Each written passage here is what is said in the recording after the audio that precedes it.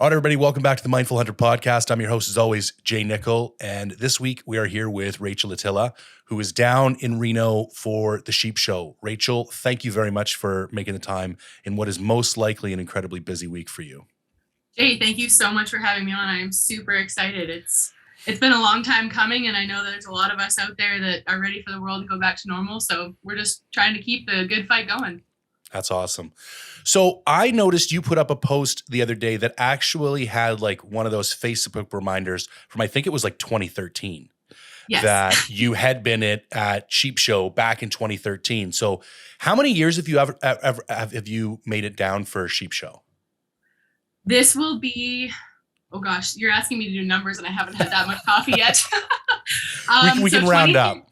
Yeah, 2013 was my first time at Sheep Show.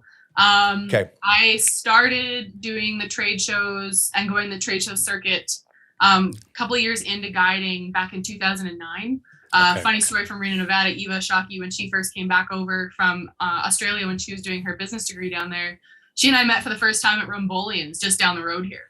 And I learned what a vodka soda was. And I think we both were the only two girls in the bar at the time. And she was just going on her first hunting adventure with her dad. And I was 2 or 3 seasons into guiding. So there's a lot of memory and a lot of history here in Little Reno, Nevada. It's kind of a special place to pay homage to starting careers, conversations that you've had, people you've met. And I don't know, I just had breakfast with a friend of mine who we met, that I guess it would be since 2013, and kind of been cool to watch our careers grow. So it's like family. There must be so many weird interactions like that. Like just because the density of people, like I just know just from my Instagram feed, I can think of hundreds of people that I kind of know, like online know, who are in Reno right now. And just to be that closely located, like you would just end up running into people pretty regularly. Yeah. And the really cool part was when Instagram kind of became a thing, it's like, oh, I know your face. It's like, oh yeah, my IG handle is so-and-so. And it's like, oh. Yeah. So it's kind of a neat melting pot. Like you say, it's honestly, it's like makes Christmas and New Year's really anticlimactic for me because I get to see like my other family down here. Right. So Sheep Show is kind of this blend of like trades show, conservation effort, kind of put on by Wild Sheep Foundation. Maybe just at the broad strokes, like what is Sheep Show and what's it like being there for the week? Oh boy. In a nutshell, I'm really not good at Reader's Digest. I'm very verbose. Then take your time. So Sheep Show, unfortunately and fortunately, it's probably one of the foremost places where conservation actually meets people putting their money where their mouth is. I think my friend Jason Matzinger just shared a post that over 75 or 76%, don't quote me on the exact number, of the funds raised for wild sheep habitat conservation initiatives is raised here in Wild Sheep Foundation at the trade show. And that's through, the generous sponsors and donors. That's through the auctions that go on each night, the ladies' luncheons. It's a melting pot for people that are passionate about the outdoors, passionate about sheep hunting. And it brings the outfitters, the guides, the old clientele, the new clientele together in one spot where we take over Reno. And it honestly, this is what it is all about. We all love to go to the mountains. I know I am a habitual hermit. I love to disappear for months on end. But at the same time, we're also select exhibitionists where we love to get together and chat about our season, chat about the different hunts we had, the different game we saw. So to me, this is an extension of a campfire that we get to have out in the middle of nowhere, only here in Reno, Nevada, and we get to help keep a tradition alive. Sheep hunting wouldn't be where it is now if we didn't have people that were passionate about it, like many other species in the world that are actively fighting for good habitat, safe habitat, healthy populations. We have biologists come in from all over that are fighting the good fight to keep something, alive and that we're harvesting on a sustainable rate. So with that, we also have a lot of fun at Sheep Show. I'm not going to lie. It is the social highlight of the year when it comes to people getting together, when there's, happy hours happening, beers flowing. Some stories are getting longer than the others, especially as the beer drinking goes on. It just turns into one of those good, wholesome events that people look forward to year in and year out. I like this term select exhibitionists because I feel like I'm a bit of a dichotomy. Like I'm a hardcore introvert. And then I tell that to people and nobody believes it because of the films and the podcast and all that kind of stuff. But I think that sums it up perfectly. Like I like that exhibitionism, but like in measured doses and on my terms, like when I feel like it and when I can handle it. And the rest of the time, I lead an extremely quiet social life. Yes, I think I like inadvertently coined the term a few years ago because I like you, I used to host a podcast, and unfortunately, I loved being gone too much. Right. I couldn't. My studio, I remember recording episodes sitting by a train station in my pickup truck, and I was just like, I can't do this. I like to disappear a lot, but I also like to go and be friendly and be a social butterfly. So it's something that it's kind of been my mantra. I love to be there and be present, and especially on social media, I think, as you can agree, Jay, you can get so wrapped up into keeping the Joneses. And at the end of the day, I like to have social media to share what I do, hopefully to encourage other people that they can go out and do the same. Like a lot of people don't know, I didn't come from an outfitting family. Right. My dad used to hunt growing up in the Okanagan. My mom grew up on the coast right north of Vancouver. They used to go fishing all the time. And it was kind of by luck that I ended up getting into an outfitting camp when I was very young, and it kind of, transpired from there. But my mission statement is that just because you don't come from that doesn't mean you can't become something. So I said something a couple weeks ago. It was like, don't be afraid to start where you are to get to where you want to be, which is kind of it. I love it. And it was funny, the kind of the talk of the town is this big article Matt Ranella wrote a little while ago. And actually there's some points in it like that really landed for me. Yeah. And then I think if you're capable of like some deep self-awareness and self-reflection, like there's some things in there we all need to take heed of and that we probably all push a line a little bit too far sometimes. But the point that I thought he missed the most is that like he grew up spoon-fed hunting. And like, yeah. I kind of come from a hunting family. My father's side does hunt, and I went on 2 moose hunts. Their whole thing was like an annual moose hunt.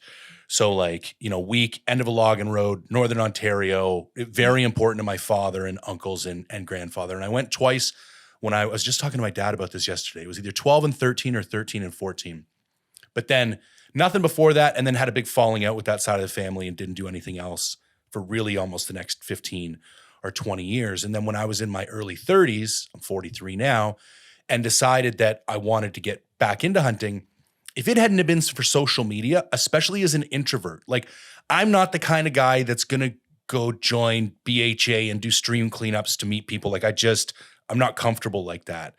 But the fact that I could go on YouTube and watch some guys that I can't even really watch anymore, but at least they're a good like gateway drug into hunting, and then go on Instagram and you could hit up people. And like, I've had Remy Warren respond. Like I was literally on a solo archery elk hunt in New Mexico at 10,000 feet, and I was getting my ass kicked, but there was elk everywhere. I couldn't figure it out. And I DM'd Remy Warren, and the son of a bitch replies. And like what he told me actually, and for anybody listening, what happened was there were so many elk, and this is a tangent, but whatever. There was so many elk that you kind of couldn't get them to play because they were used to hearing bugles all the time. And what I was doing was bugling from too far away. And he's like, you got a location bugle, and then shut up. And then until you're like sub 150, sub 100, like right in their bedroom, say nothing. Because when they hear you at 175 or 200, they're just going to slowly meander away because they're kind of moving and bumping into each other all day. And as soon as they get a little bit too close, they just go make some more room. And it's not until you kind of are right in the bedroom, and when you hit them with that challenge bugle sub 100, now you're creating a sense of anxiety, and they're going to come and do something. And that was exactly how it ended up playing out. And it's like without social media, like none of that kind of stuff would ever happen. So I think that's a very valid point that you make, and I think it's probably the most accessible way for newer people, and maybe even more importantly for intermediates to kind of gain those skills and get access to those people that turn them in from the guy who's successful once every 5 years to the guy who's taking something home every year. For sure. I actually had a chance to read that article before it was taken down. And to be honest, like there is a lot that resonates. I really push hard to have a lot of self-reflection, especially being I hate harping on it. Oh, you're a woman in a guides industry. Yeah, well, there's women in guides industries all over the world. Yep. You know, women have been in the hunting industry a very long time. Some of the roles and things that they've been able to do, however, have changed and become a lot more socially acceptable. And I actually, there's a meme, make hunting great again. I love following their meme. You know, they've poked fun at a few of my friends, but at the same time, if you can't laugh at yourself, you know, 100%. you're taking yourself far too seriously. Yep. They had me on a meme there as well. I can't remember, a couple of years ago. It was funny, but we'll go with it. But I think the part that really cut through the knife to some people, it's like, hey, look, if we took hunting away and we took social media away, would you still be doing this? Yeah. And for me as a female guide, I posted something. I did an information question session right at the beginning of the new year this year. I don't really like doing them. I started doing them because I really wanted to know who my followers are. Who am I reaching out to? What's my demographic? I know I get some messages between gear hunting, packing, and all points in between. But a lot of it comes back to, why do people follow women in the hunting industry? And unfortunately, as a female guide, you have to think of your Instagram and your social media as kind of a calling card, if you will. It's your business card. 100%. I am not going to go post a picture in a push-up bra and the next photo be like, you know, and I can guide your husband, because the last thing you want is to be selling sex and selling an outfit or hunts. And that's one thing that I've been a tomboy staunchly for most of my life. My biggest struggle is, you know, don't wear mascara in the hunting camp. It's sexual abuse to the men. Or, you know, I grew up in a time where you literally went to camp. You didn't wear shirts that cut up, you know, from your elbow up. You weren't supposed to wear tank tops at the dinner table, no shorts above your knees, because then traditionally it was just men in the hunting camps. The trail cooks were the wives, and you didn't want to appear attractive. Right. And it's like, okay, that's great. And then the hardest part is now that you have women that are going to full on makeup. It's like, you rock on, girl, but I know your eyelashes are going to fall off if those suckers are glued on. And I know you're going to have to stop and check your makeup. But I'm not going to lie, I take mascara to camp because sometimes on Cape Day, after I've been grinding hard and sweaty and literally hiking up and down a mountain, I love to have a shower. I love to wash my hair and I'll put on mascara, but it's for me. Yeah. That is for me. But it's having that merriment of celebrating femininity as a female guide, but also celebrating professionalism, so that anyone can look at my business card, quote unquote, Instagram, social media, and go, you know what? I'm comfortable with my husband, boyfriend, wife, whatever, going hunting with this person, because they're not trying to sell me something other than who they are. You know, I love wearing dresses. You can see I've got a manicure. I like being feminine, but there's a time and a place for augmenting or sharing that or showcasing that, I guess. And that's the biggest thing that I think cut hard in that interview was, there are a lot of women out there that I think are doing it for attention, or that's the way that they're selling it. And it appears because social media, it's like, oh, you know, all those memes of posted 3 pictures with my booty and all of a sudden I'm a pro staff on 3 episodes. Well, that's great, but that's dying out. And thank God. It is. I think it's a pendulum, and I appreciate the way you described it, because the first version of what you talked about isn't okay either, because you're a woman and it shouldn't be only okay to have you around if you pretend you're not. So I like that the pendulum has swung far enough back where it's okay to be a woman and it's okay to be feminine, but we don't have to use that in order to sell stuff. And I think in all honesty, in the last 5 years, I've seen a very sharp decline of the just like pure sexualization of brands. And I think it's because it's almost like a hunter emotional intelligence, I think, is raising. Like, more people are interested in, you know, the challenge and the struggle and the adventure of hunting than just like the big brand box store brands that were really pushing that kind of narrative. I think there's more self-awareness around hunting, and I think people are more like, I found something very interesting yesterday.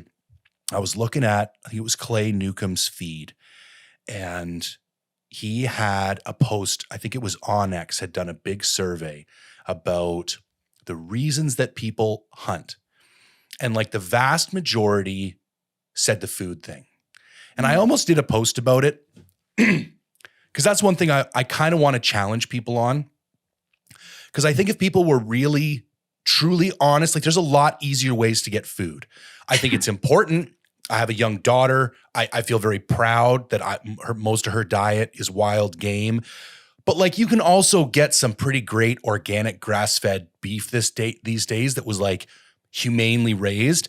And I get a little anxious when we hang like our entire passion and discipline on this food argument, because then if you get rid of the food argument, then it's like, are you now incapable of admitting the fact that you were really hunting because of like the thrill of the chase and there's enjoyment? You're a demon if you do that. See, that's what I'm saying. So yeah. I think we have to be careful with that too, because when we go too far one way and try and like, it's like the femininity thing. When you try and deny this other half of yourself, that I think has an opportunity to bite us in the asses as well. And I'll be honest, Jay, it comes down to authenticity. Sure. Yep. 100% of it. If you are not authentic in your mission, what you do, why you do it, whether it's eating grass-fed beef, whether it's, hunting an elk for sustenance, but you're also going to try for a bull, or whether you're feminine, or I know a lot of young male guys that have a hard time when they first start out. But the people that make it are authentic.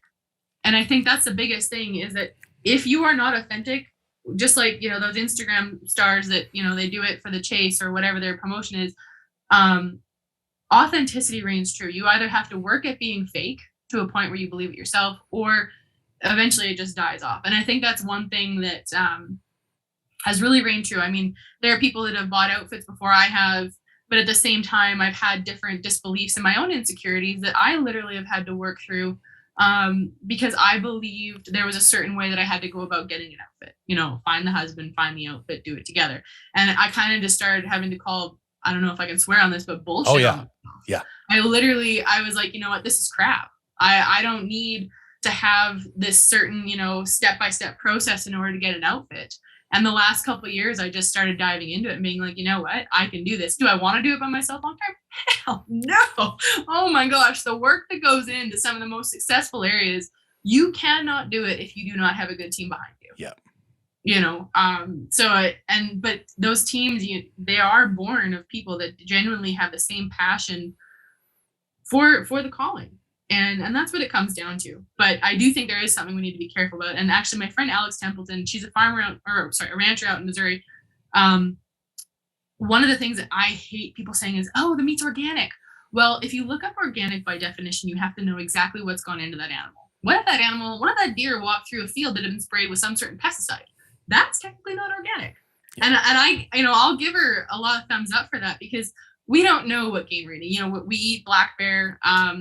I don't know if it's rummaged through a garbage can. Hopefully it hasn't, especially where I am. But technically we can't classify wild meat as organic unless you literally have them in a pen and you know exactly what they've been eating. So that's like one of my kind of things that's like, okay, guys, we got to be careful about our marketing and branding, because sometimes you can overstep on this hyperbole of what we're trying to sell wild game as. Yeah. Yes. And so I'm sure you've heard of it, but Greg Blaskovich did this study where he took the 5 kind of primary arguments about why we hunt and then studied them for efficacy, like what lands for non-hunters. Mm-hmm. And there was like the food thing, traditions, regulations, money for conservation, and one other one. And food was the highest on the list. And I think that's why I don't know how many people are truly in touch with like why they hunt. And I don't know if there are, and I don't blame people for this, because not everybody is born a great communicator. I don't know if they would be able to effectively communicate the nuanced reasons why they hunt. So I think this like for food thing is just this safe thing that people don't really argue with. So they say it. But like, for instance, the second most powerful argument is the complexity of the regulatory system. Mm-hmm. This blows people's away. They're like, you mean you can't just walk out in the forest and shoot something? And it's like, no, there's an incredibly complex tag system that talks about seasons and all this other stuff. So I do think this was what got me worried about the whole, like, Ben, what's his name? Now I can't remember. He's part of the Meat Eater crew. Oh, Ben O'Brien. Yeah. Went on this whole like Grip and Grin 2.0 campaign, and he didn't want to see Grip and Grins anymore. And I was kind of like deeply opposed to this because that's part of my culture.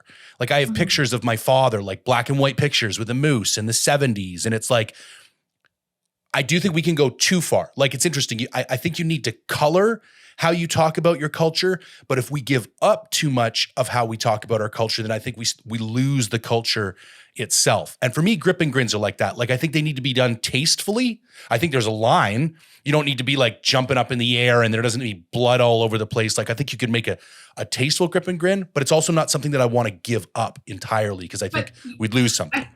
I think in that statement that Ben was trying to make, though, you also have to remember that's one man's projection of what he doesn't want to see. And that's one thing that, grip and grins, I think that there's an exploitation of them for sure. People doing it for likes or whatever you'll have be. But that's also a very fundamental part. You look back through any old outfitting book where they've had traditional clothes back before, man, you were in a Mackinac, you had a cigarette hanging out of your mouth, a cowboy hat tipped backwards, and a pair of Wrangler's jeans with probably some old army surplus boots. And they weren't posing the sheep. They were literally standing there having a smoke, looking at their trophy. And the way that photography and the way that we share our harvest or bounty or whatever you want to call it has changed. It's people have become better photographers. They're trying to honor the animal. So in a way, I would challenge Ben O'Brien and I'd say, you know what, we're actually doing a better job. There are people out there that, for whatever reason, they're taking very interesting photos of them and the animals. I personally think it's really disrespectful of the animal. You're not owed that animal. It's still a luck. It's still being a good hunter. And you still have to be respectful. But while a lot of people do hunt, though, you have to think about it's more beyond bringing the meat home. Coming from, a guide outfitting background, you have to think of the bigger, broader spectrum that you're also encompassing when you go on a guided hunt or you travel for hunting. You might be giving that food to the next community. You might be feeding the guides that helped you harvest that animal. But at the same time, you are employing people. If anything that this pandemic, whatever we're going to call it, has kind of, I said it, I went there. Please but whatever it has showcased, it has also been a huge eye opener because guide outfitters, we employ so many people. You have your crew, you have the people at home, you have the airlines, the hotels, the car rentals, even down to like the hunting tag purchases that go on to be able to come hunt, like you say, in other areas. There's regulations, there's rules. That money goes places. And I think that's the part of like when you ask someone, why do they hunt? If they can't answer it, but they're going on a Marco Polo hunt, they're employing people, they're feeding people. It's a global community that then becomes involved in their hunt, whether they're directly, thinking about it or not. So the hunting community is so much more than just the guy who pulls the trigger. And I think that's what people, especially anti-hunters, have to realize is that what other industry can give back on the surplus and the capital that the hunting industry does. And if you're going to match it, great, but sure as shit, don't tell us not to go hunting. Yeah. And this is, I think it's an excellent point. And one of the things that I kept being shocked by during COVID was like, I cannot think, and I'm even including restaurants, I'm including airlines, I'm including hotels. I can't think of a single other industry that got hit as hard as outfitting. Like they were literally told, no, you have no business. You are not allowed to operate your business.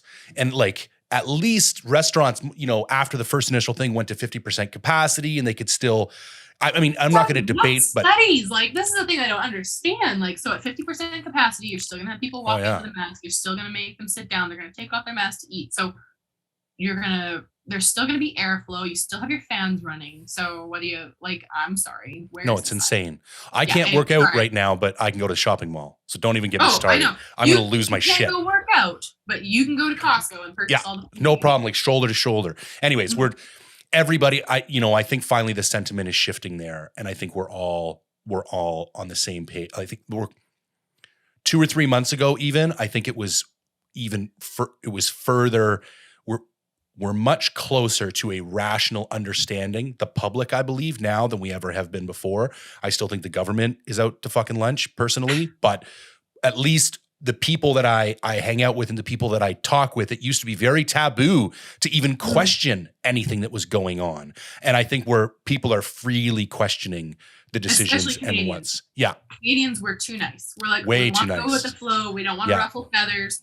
And I think that's been the big conversation, like that, like more so, I guess shift would be a good way of saying it. Even, friends of mine that got vaccinated early because for other health reasons or whatever, they're like, yeah, I know, I believe in it. And now it's coming out that everyone's getting sick. Well, this vaccine is basically to help lessen the symptoms. So now you're going to mandate it. Anyways, it's now those people that were staunchly for it are going, wow, well, I'm still going to get it. I'm hopefully not going to go to the hospital, but they promised us. That's the big thing. They promised us if we did this, we would have this. So now we're like the child in the corner with our nose turned saying, well, you can't have this until you do this. It's like, man, we've been doing this for 2 years. So that's why, you know what, that's why I'm in Reno. I'm here because I don't want to see the hunting industry take a backwards fall. Coming to these events is like sitting around the campfire at an outfitting camp. You know, you get your closest comrades, the ones that you hope to meet. You know, you get a mixing and a melting pot of people that genuinely believe in this tradition and this way of life. And I really hope it doesn't go away. Back in the day, like I remember sitting around the campfire. Earl Boos was an outfitter for Turnagain Outfitters. My godparents, Darren and Wendy Carey, that was his dad. And he literally told us, you know, my guide outfitting territory was written up on a recipe card that was given to me from the government. You know, you went to the trade shows, you sat down, you socialized, you visited with people, you signed a hunting contract on a handwritten piece of paper that was typewritten out. You sent your transport and your money to hold it for the area. You said, okay, be in such and such a place at such and such a time with the rest of the money. They showed up, they went on a hunt.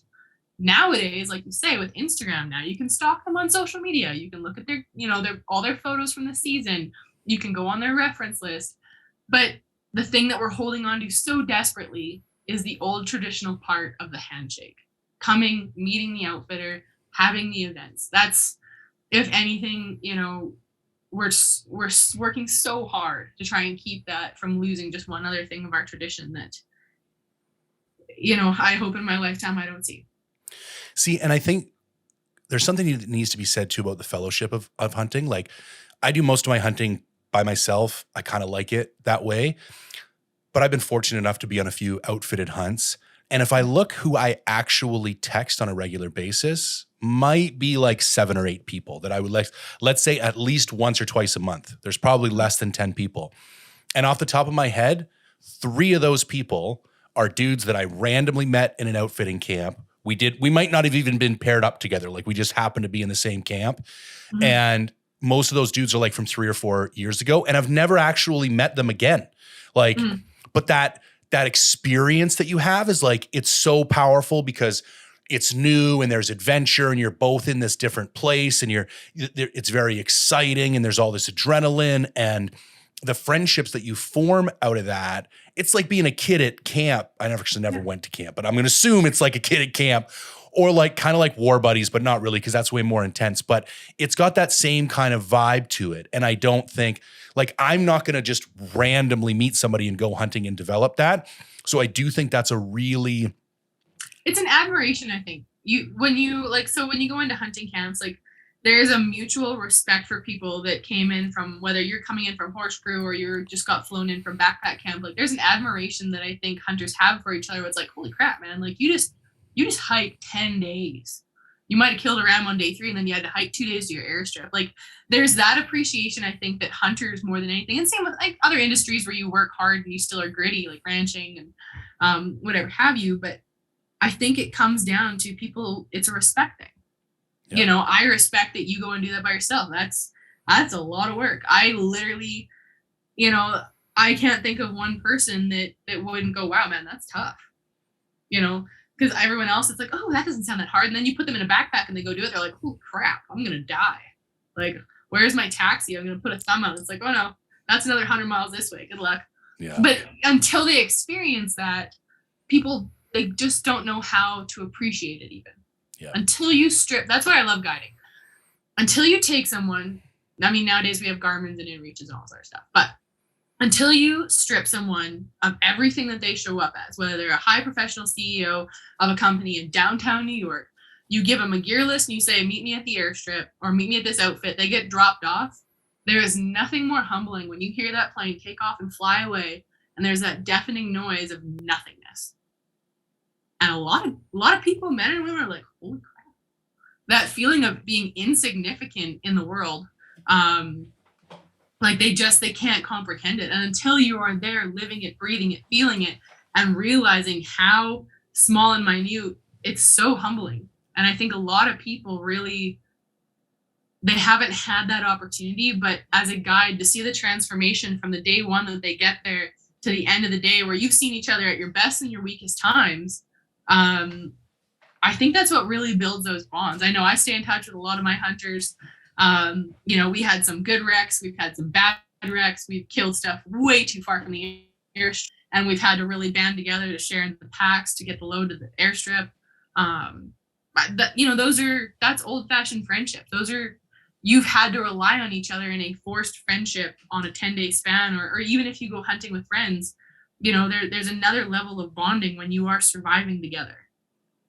It's interesting because it happened at a very young age for you, and it couldn't have been easy, but and some people are called to hunting, and I've actually said some of the best hunters would make shitty guides, because I do think I know enough guides now that there's a different set of characteristics and a different type of personality that differentiates a great guide from a great hunter. And sometimes they overlap and sometimes they don't. So and maybe you need to tell a little of your backstory to communicate this, but what was it for you? Why did you feel called to take that on as a vocation? Well, it started with me really wanting a horse. I'm not gonna lie. All right. That's how it kind of got kicked off. Obviously, I mentioned Darn and Wendy Carey at Scoop Like Outfitters. My mom actually met Wendy on the west side, or what's now West Kelowna, when we were living there. As I think I was 6 weeks old. Their eldest daughter was 3 weeks old. At a women's baby talk. So from there, us two girls grew literally up in the crib together, and we did, play dates and stuff as we grew up. And I always remember them leaving and going to the mountains. Well, back then you literally did a handwritten note. So it was a part of her schoolwork when she was a kid, homeschooling, to write letters. Well, the summer I was leaving grade 6, so I think that would have been 99.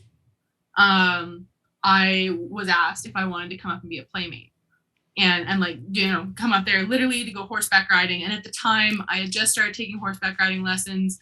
I literally was getting off at the bus stop from Black Mountain Elementary. It was a 45-minute bus ride going home up to James Lake.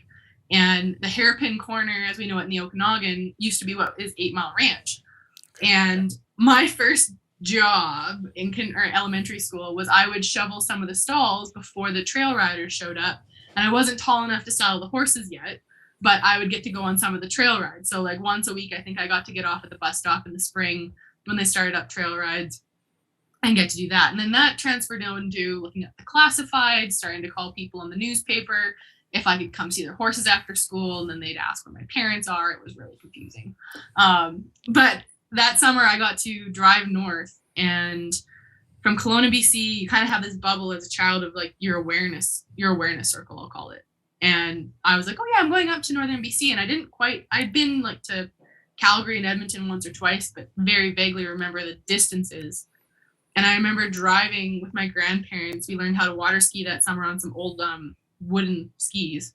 And we drove from Kelowna all the way to Prince George. My Uncle Darwin landed there in the 185 that he had, and my Nana packed us a lunch. And I remember stepping onto the plane and looking back and going, I wonder how far this is going to go. And I remember literally Uncle Darwin was joking with me the whole time. He had me hold the yoke on the plane, and I was oh my God, I could crash. And I'll never forget, as we flew through the trench, and as he started to do the descent into Scoop Lake, the clouds broke, and I saw a base camp for the first time, and I can still see it in my head. And I just remember going, oh my God. I could see the corral, I could see the horses in the pasture, the mountains were in the distance, and I was just, I was beside myself. I'm I had no idea. So from there, you can imagine at 10, 11 years old, your world is just blown. I literally got to ride 45 horses all summer long, and we had chores that we had to do. I got to swim in a lake. I was just in heaven. But at that time, my dad, he kind of stopped hunting for a while just because he was so busy with trying to raise a family. My parents divorced when I was in grade 3. So, we were busy enough bouncing between the two families. But I didn't quite understand what hunting was in that retrospect, as far as big game hunting, people that travel from across the world. My mind couldn't quite wrap around that. So I started coming north in summer of 99. I was in like a dirty shirt. I think I got the invite 3 years in a row, and then I just started inviting myself. And I slowly started, literally, I would have my bags packed before exams. And back then we had Greyhound, which I sound so old, I'm really not. Greyhound, I would book my own Greyhound ticket. I would have my bags packed. I literally learned how to like look like I was having a conversation with myself as a crazy teenager, or like listening to my Walkman so that people wouldn't sit beside me on the bus. Because I literally would travel from Kelowna, transfer in Kamloops, go from Kamloops all the way to Quesnel was the next changeover, Prince George, switch buses at midnight, get on a bus, go to Dawson, switch buses, get on the bus, go to Fort St. John to Watson Lake, and then fly in. As a teenager, I was like independent to the core. But from there, I started wrangling when I was 13 or 14. 15, I think I got to wrangle on the first sheep hunt in August before I had to go fly back for school. And then college came around and I got to wrangle on a stone sheep hunt up in what we call the Eastman's Valley, where Guy Eastman actually came years and years and years ago for John DeVries. He was the award winner down here at Sheep Show for the Outstanding Guide, I think in 2012 or 13. Longtime mentor. And I literally had my car packed. I promised my mom I wouldn't go to the mountains and head off to college in the fall unless my car was packed sitting in the garage. And I literally sweet talked her into saying that I just conveniently was on a guided hunt and that I was busy. So I flew back with Tiffany and Darwin. He kicked us out in the 185, flew us from Scoop Lake all the way to Woods Lake in the Okanagan, kicked our teenage butts out. I got in my car and I drove to Victoria. I was going to college there. You can imagine, okay? Victoria is granola cruncher. Oh, yeah. I'm from the Okanagan. We don't get rain. What did I have from hunting camp? A buck knife on my belt and a friggin' pair of boots and a Cabela's Dry Plus jacket back then. The first day I walk across the college campus and I swear I had people with red paint coming after me. They're like, who's this heathen? I was like, welcome. Anyway, so from there, in the summers, I would still go north. I'd wrangle. You can hold a guide's license in BC at 18. Okay. That's when I held my first guide's license. And my first few animals were moose and goat. And then I went and did a stint overseas just to kind of see if I wanted to branch out. And I missed it more than anything. So I came back in 2010 and I guided my whole first season. I had taken a year off, and my mentor at the time, John DeVries, was still there, and he just conveniently started staying back at camp. And my first sheep that I ever guided, we went back to that same valley I had first wrangled in. I had an Italian client. He didn't speak much English. I definitely don't speak Italian. And through a lot of charades, and we had a wild horse chase down the valley because these rams had spooked up over the mountains. They had some residents on one side and we had a horse race down the other. I crawled them up the mountain. We were able to hand sign our way through it, and we took our first ram, my first ram, his first sheep, and the feeling of doing it all in a place that was so special to me and so special to John. And then of course, Scoop Lake felt like my home. So that was it. Right. And I remember badass. I can still remember we walked over the ridge. I caped and corded this thing. I didn't have a backpack. I left it at the horse. I was total teenage. I think I was 19 or 21, or I can't remember how old I was. Anyways, super immature on the thing. I had the sheep cape draped over myself with the horn still on because my knife, I had a Leatherman. So you don't want to do the finite details of the Leatherman. Yeah. No offense, Leatherman. And he threw the meat in his pack. I had quarters, and we walked over the hill, and the sun was setting, and I could see John had made camp in the little valley below, and he was sitting there on his spotting scope, and I put my binoculars down, and I held the ram up, and all of a sudden, this old boy, he gave out this huge hoop and holler, and he was dancing around at camp. He'd heard the gunshots, obviously, and I don't remember walking from that ridge to camp. We ended up having to stay. We put the horses around us. There was grizzly crap everywhere, so we used the horses as a alarm system. We slept under a tarp and a bedroll, and I don't think I slept the whole night. I was just looking at the stars thinking, okay, I like this. This is it. And that's how it happened. That's as easy and as hard as it is. I guided that whole season for them, took a buckle goat with that same client, and I decided that if I was going to get serious about being a guide and an outfitter, I needed to first build a resume. But I didn't think hunting resumes existed. So I flew myself down actually to Reno, Nevada here in 2011. I made neon orange hunting resumes. I kid you not. I had $150 in my pocket. I had a bedroll because I couldn't afford to stay at the hotels here. So I literally brought my bedroll, slept on the floor at a friend's place, and I started shaking hands at SEI. And a couple days in, obviously, even I had met 2 or 3 years before in 2009. So I knew Brandlin, and he had just started filming the Professionals TV show. Okay. So he bumped into me. We all went to sushi one night, and he's like, "What are you doing?" With neon orange paper walking around the trade show. So I kind of told him, I said, look, I want to be an outfitter. I want to guide as many different places as I can so that I know one day what my area is going to be. You know, I want to have a background knowledge in it. He's like, that's cool. He's like, you should come by the booth tomorrow. And as I was like, oh crap. I didn't know who Jim Shockey was. I didn't have hunting TV in Canada. I was pretty water over duck's back. I was like, sweet. So I came by the booth at 9 a.m. And as I did, he like intersected me. He's like, by the way, do you know how to run a camera? And I was like, no, I know where the on button is, but I figure it out. He goes, okay, good. You're going to need to answer that way when dad asks you. And I was like, ask me what? And I'm like, cartoon being drugged to the, I'm like, what's going on?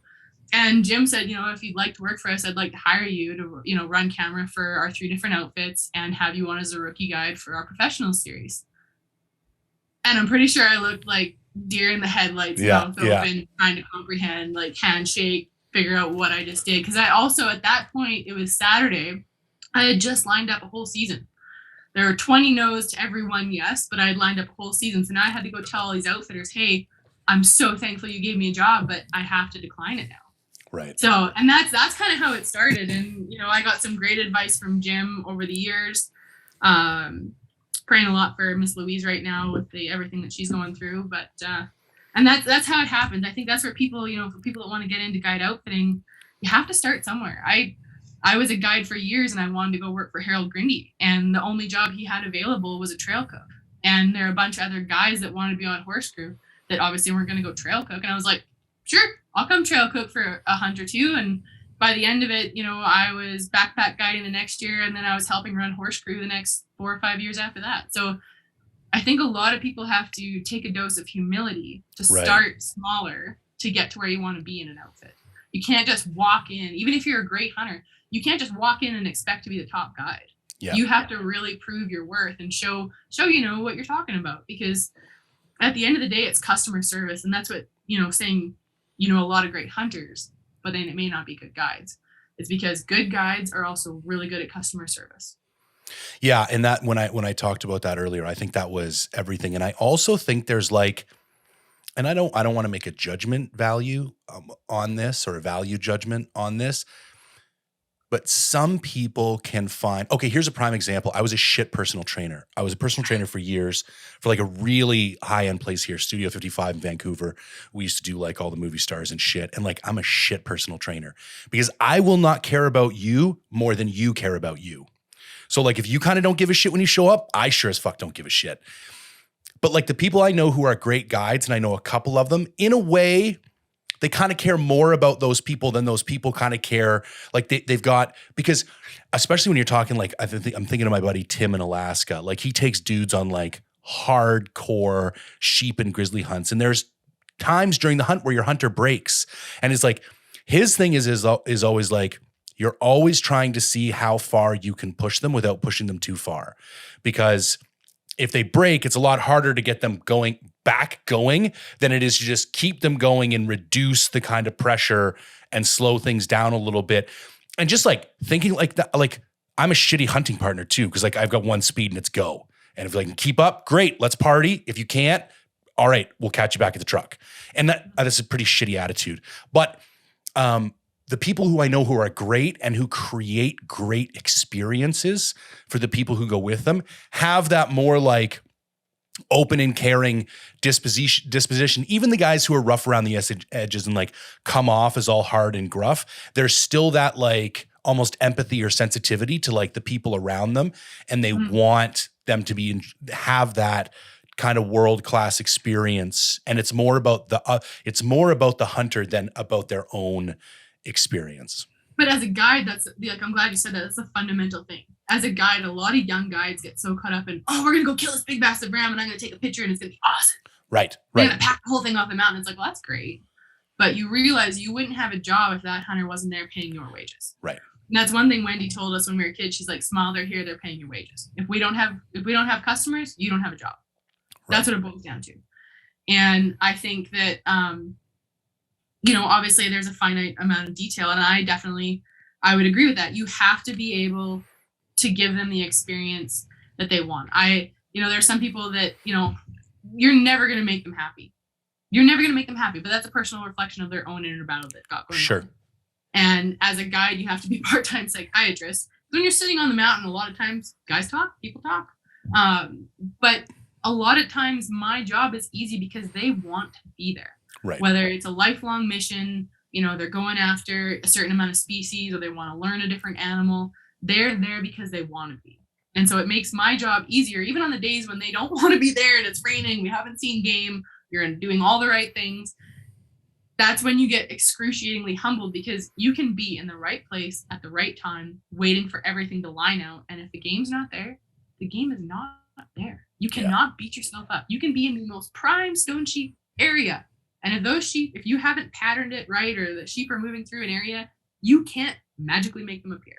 So that's what I tell a lot of young crew and guides is you have to make sure that you are controlling your own inner battles. You have to be there fully for that hunter, for the experience. It's for you too, but you have to bring your A game. You are there giving them an experience. Most people can't go on a pack trip anymore. Right. Having horses, having gear, it's an expensive setup. I've just been doing my own setup and slowly buying gear as I can afford it, and buying horses as I can afford it, because God knows those suckers eat a lot. But, it's one of those things that if you can give them a great time, give them good food, show them a good time as far as country, and pray that you line up with the game. I mean, that's half the battle. And that's why we do it. You have to enjoy the journey, not just the end destination of the trophy photo. And if you are doing it just for the trophy photo, that's where guides get burnt out. That's where you have people that have a terrible time. They never get repeat clients, or guides get fired because their heart isn't in it. You have to be there fully committed. 100%. So we're going to skip over a whole bunch of stuff only in the interest of time. Okay. So where are you at now? As far as like guiding, outfitting, and how have your goals changed, or like what is 2022 for you as far as your own personal challenges and business challenges? Oh God, my busiest year yet. I'm literally like, one of those like crazy old lady eye masks that maybe our mom had. I'm just like literally not sleeping, that I wear one at night, and I probably look like a creature from the Black Lagoon. But no, I set out 10 years ago when I was at SCA, and I said, if I wanted to be an outfitter, I want to have a clientele, and I wanted to have a good name. This is year 10. Okay. With the cost of hunting areas right now, and the way that the world has shut down, my dream is to have one of the bigger areas with sheep and moose and stuff like that up north one day. Right now, I'm very honored. I'm going into 2022 as an outfitter, working alongside one of my best friends for an area up in northern Saskatchewan with some of like the most unreal bears. Actually, funny you mentioned Clay Newcomb. His video put Bears Pro Safaris on the map 5 or 6 years ago, with like 3 million hits, where that color with fade the tip bear, of the arrow where he almost touches it. Yeah, where the bear came in. That's the area, and that area hasn't been hunted in 3 years. Okay. And it consistently produces bears between 19-inch skulls and 23. Right. Like, I'm just like, okay, let's go. So with that, I'm starting, obviously, doing all the marketing for Bear Pro Safaris, getting to work alongside a friend. That's been a long time goal to kind of tick off. I started the YouTube channel. I'm very blessed to get a lot of messages that kind of they vary, whether it's guiding gear, different pack equipment, horses, and like all points in between. And so because I get to travel quite a bit, even though I'm a homebody, it's something that instead of answering each individual question, I like doing it. So I started a YouTube channel. I'm also going to be doing a free online kind of pack training school on that. A lot of guys put together schools, but when you start looking at the insurance costs, and having people bring their own stock, it's not really that feasible, and you can't cover a lot of information. So what I'm doing, all the information that I've learned over the years, I'm going to be sharing back on the YouTube channel. It's going to be probably a 10 or 15 part series going from the hoof up, looking at different saddle and pack equipment, From there, it's also going to be a bit of a vlog, I guess.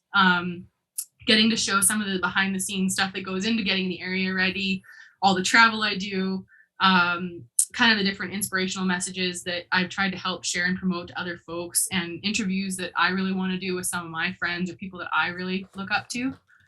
And then obviously it's going to be kind of ducking into Bear Pro safaris and what we've got going on with that camp.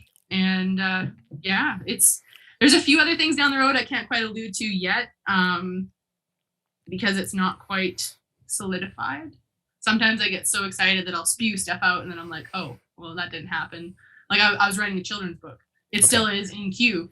And then 2020 happened. Well, money went out the door and we're all just trying to survive. So 100%. Do you know how expensive children's books are to write? I don't personally know. My wife's a publisher. I should.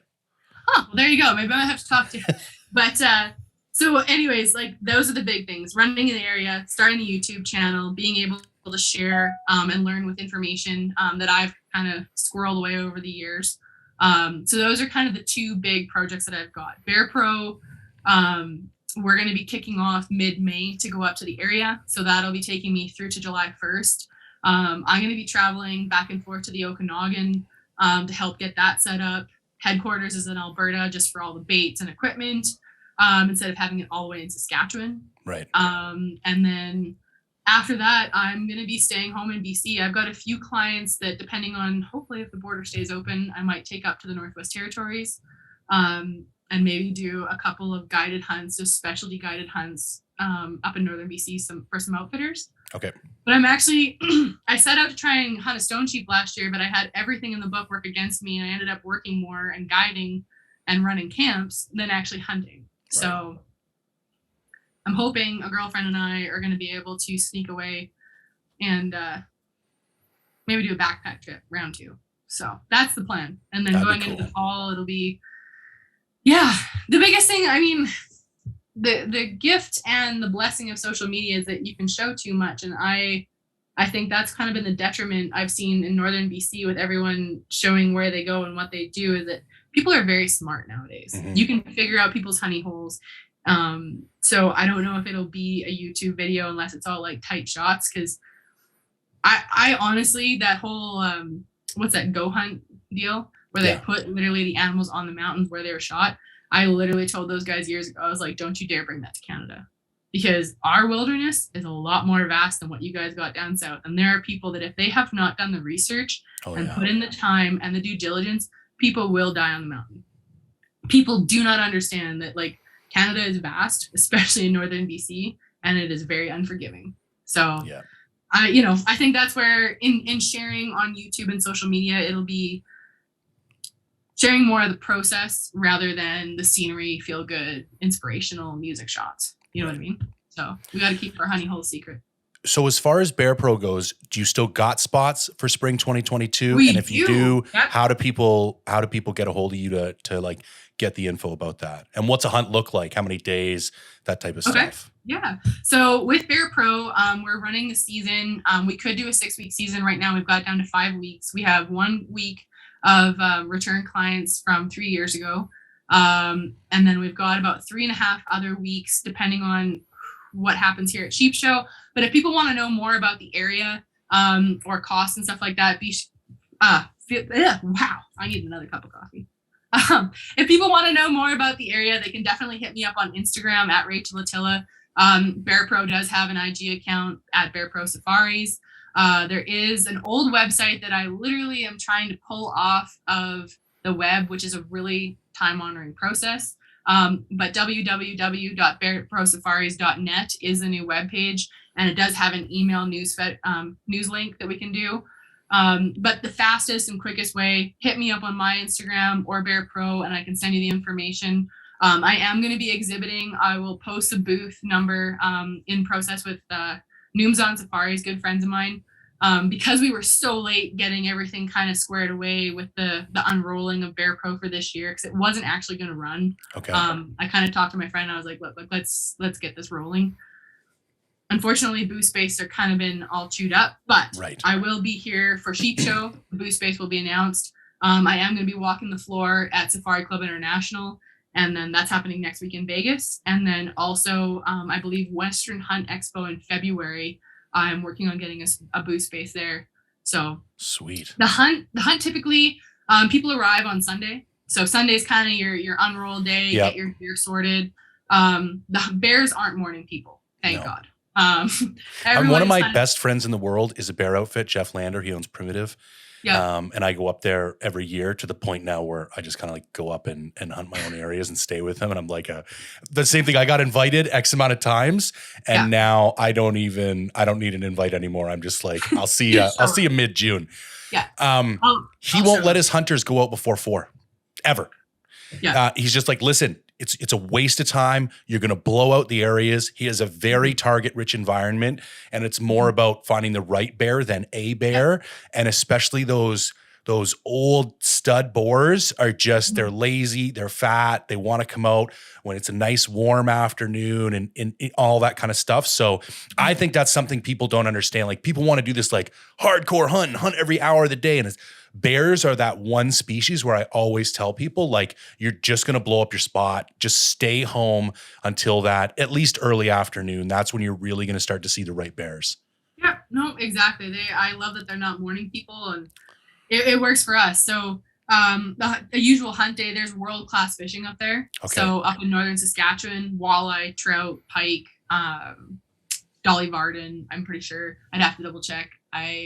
I'm still kind of dabbling in the fishing side, but there's boats there where guys can go and get a fishing license. And from the time you get up in the morning to the time you get ready to go to the stand, you can go and fish your limit for the day. In tradition, like, they've done big fish fries at camp for lunch before everyone goes out. And then it's all boat hunts. So you get transported. There's so many lakes and rivers up there. It's really cool. It's part of the subarctic like plains, like the Canadian field. Okay. So there's a lot of like really cool water that you got to navigate, and then you get dropped off. It is hunting over stands, but the forage in that area, like, you would be hunting and like just praying for an interaction with a bear. Like, it's just a wall of veg. And it's so thick. So there's a lot of time and effort that goes into setting up a stand where you might have bear activity. But it's a lot like any other hunts. People plant fields for white-tailed deer. 100%. You put bait for jaguar. A lot of people are like, oh, baited hunt. It's like, no, maybe you should look. You're literally going to a habitat rich where moose like to eat buckbrush. So technically, are you going on a baited hunt if a moose is sitting on a buckbrush? Yeah. I was hunting over bait this winter for whitetail, and I showed a couple of pictures, and I didn't have a single person say like a negative thing. I do think people are starting to be like a little more educated. My only thing is, like, don't make it what it's not. If it's a bait hunt, it's a bait hunt. Just tell people it's a bait hunt. And it's not, I'm not like a big high fence guy personally. I don't give a shit if that's your thing, but people also need to realize, like, baited hunt is not high fence. Like, these are still wild animals that come and go on their own routines. And it's not a gimme. I hunted for 3 days and I didn't see a single buck. And we freshened up the bait every single day. I went out, and the last day I sat in the stand for 10 straight hours. So by no means is a bait hunt a gimme hunt. And I think too, you can hold yourself to a slightly higher standard. Like, are you the guy that's, going to shoot the first thing that comes in, when, like, if you're in that type of situation, maybe the challenge is more about having the discipline and the self-control to see a few nice bears come and go before that, like, really special bear maybe shows up on day 3 or 4. Exactly. And that's where I'm going to be focusing more. Like, we obviously, Colby's a guy, he usually gives a really good spiel, kind of showing guys different sizes and qualities of bears. Yep. With the YouTube, I'm really going to be focusing on helping people judge bears before they get to camp and getting them really mentally prepared. There still are the same guys that, they, to them, a 4-year-old bear that, like, come walking in when you're sitting on a ground blind. I mean, obviously that's a legal bear. They're allowed to harvest it, but it's like, and then all of a sudden they go and sit with a buddy that came up hunting, and are like, holy crap, that's what I was looking for. Yeah. So I'm really going to try and, like, help educate the guys so that way when they come, for the 6 full days of hunting that they know they have days. And especially if we can set up, every hunter is going to have their own stand. So no 2 stands are going to be hunted by, multiple people. That's one thing that Colby's really tried to maintain over the years.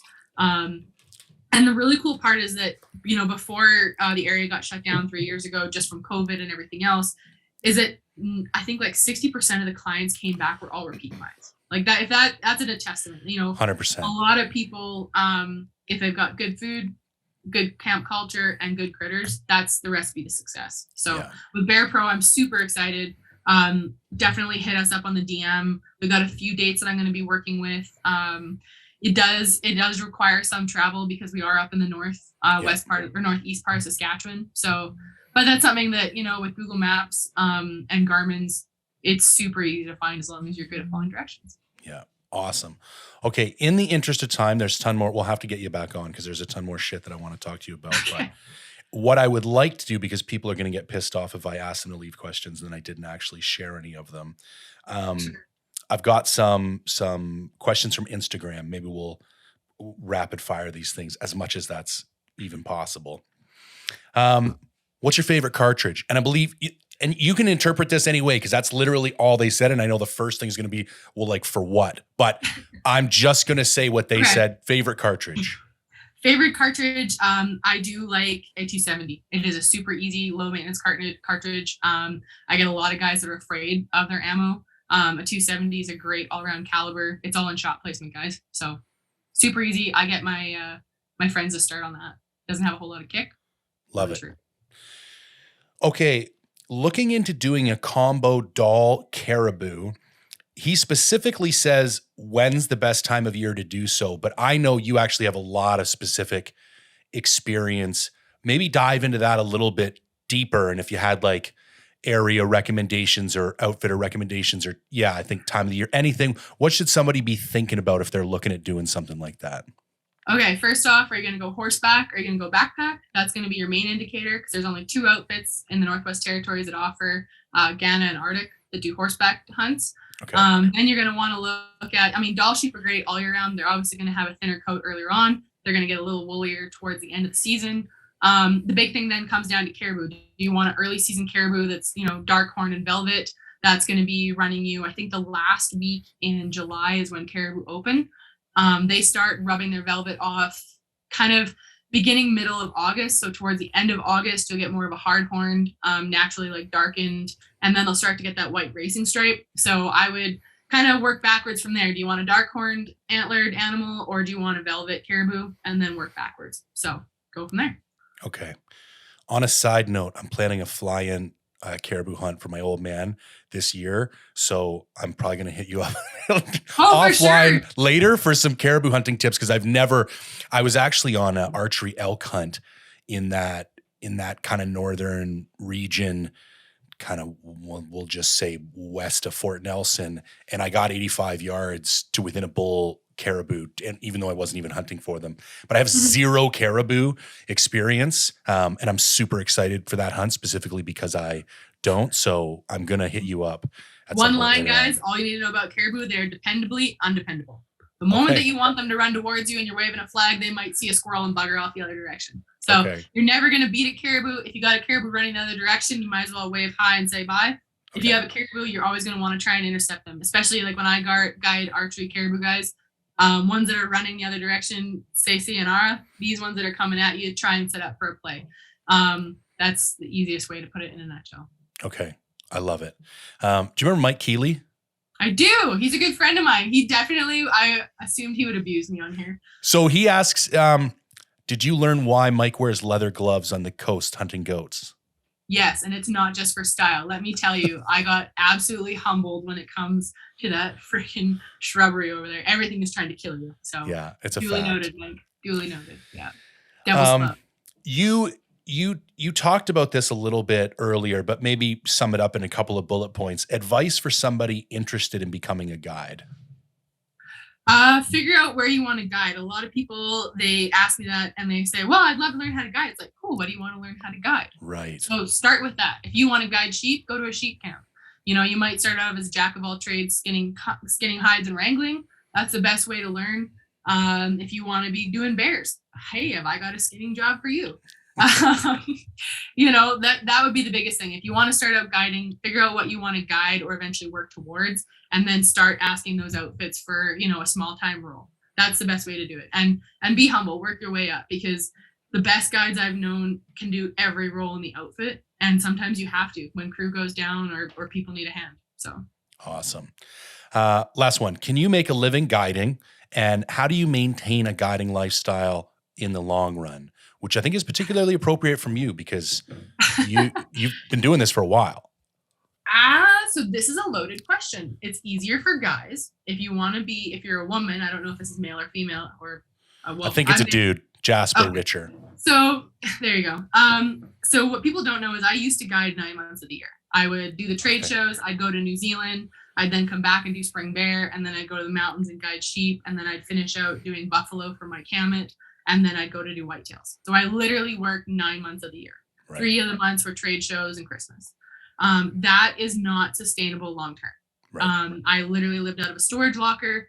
And I mean, it was fun and I loved it. But you also have to look at what are your long-term goals as far as, do you want a house? Do you want a family? Do you want a partner? Right. Partners, even the loveliest partner, I don't know how some people do it, but when you're gone for that long, it's really hard to maintain a relationship.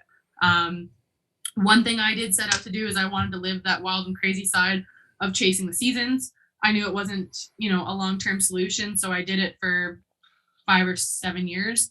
And then now I'm trying to scale back. Now you can make a living, but it does come. It's like working in oil and gas. You can make a lot of money. You have a lot of sacrifices. So now I'm trying to scale back. I decided I didn't want to work for one hunting area anymore and be owned by them the whole season long if it wasn't an area I wasn't, one, going to take over and manage, or two, buy. So that's what I went into with it last year. I sub-guided for a few different little areas just to kind of feed my inner guide and what I love to do. So I'm super excited. I took that time off because now going into 2022, I made room for the opportunities of running an area. And now I have time to do my own hunts and book other, schedules around that. So you have to go into guiding knowing that unless you're going to be a proverbial, hermit and loner, desperado, if you will, that's going to be your lifestyle. And if you want other things, then you have to do it for a set amount of time until you've achieved those goals. And then you have to reappropriate and reassess those goals and move forward. Awesome. I love it. I can't thank you enough. That was amazing. And like I said, we're going to have to get you back on. Anything I'm going to put, for everybody listening, I'll put everything in the show notes, links to Bear Pro, links to your Instagram, most of the stuff that we talked about. Any closing thoughts or comments you want to say? I'm a pretty open book, guys. Obviously my big ventures for this year are Bear Pro and the YouTube. So if there's anything you want to see on the YouTube channel, I know I've got some gear reviews and some tried and trues coming out, and some one of my hashtags is packs, tacks, and hacks. Say that 10 times fast. So I'll be going over a lot of the different saddles and what works and what doesn't, strings, how to tie them together, how to lead, how to use how to use your animals to your advantage in the backcountry while taking care of them. So if you have questions, things I haven't covered or you want to see covered, comment below, send me a DM. Love to hear from you guys. That's why I'm doing it. I couldn't say it any better. Awesome. Rachel, I can't thank you enough. Really appreciate the time. I hope the show goes well, and I'm sure you'll get all booked up. And for everybody else, thanks for tuning in. All right, we'll catch you later. Thank you.